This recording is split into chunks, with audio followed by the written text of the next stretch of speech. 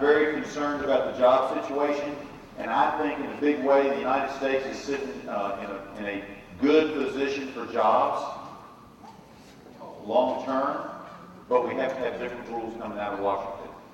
We are #1 in coal in the world. We are #1 right now in the world in natural gas. We're number 13 in oil, but oil is kind of interesting because they don't count anything that we're not already taking out of the ground. Where do I stand on the DREAM Act? I don't favor the DREAM Act.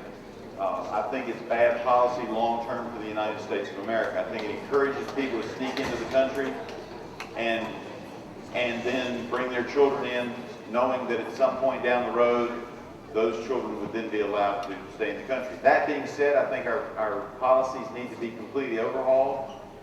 I think we need to go back to a old historical model that served the United States well. I think if you have a job, a sponsor, who will guarantee your good behavior for 2 years and a place to live, you ought to be allowed to come into the country. I don't think there really ought to be much more requirement than that, other than a job, a place to live, and a sponsor who will guarantee your good behavior. The really bad guys are coming across the border no matter what we do. The drug dealers, the murderers, the sex traffickers are going to make it across the border. There are a lot of people who the policies of this country are either making illegal or not coming to this country because our policies are so strict. The question is, what about the legalization of cannabis, i.e. marijuana?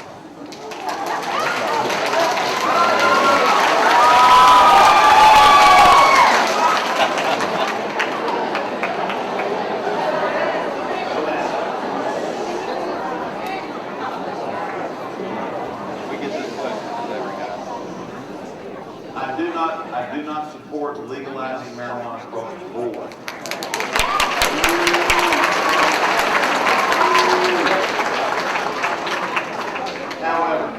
However, the policy in this country not to allow marijuana to be used as a medicinal treatment, I think is unkind, is cruel, and I cannot support the continued illegal use of marijuana for medicinal purposes. Now, let me make it clear. I do not support a California-style approach that says, hey, if it makes you feel good, use it. That's not what I'm talking about.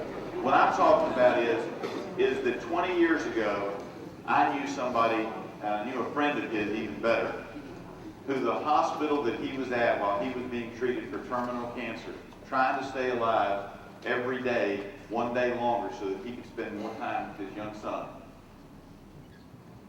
They told him not to go in the room from 11 to 12 so his friends could smuggle marijuana into the room, let him smoke a marijuana cigarette so he could eat his lunch.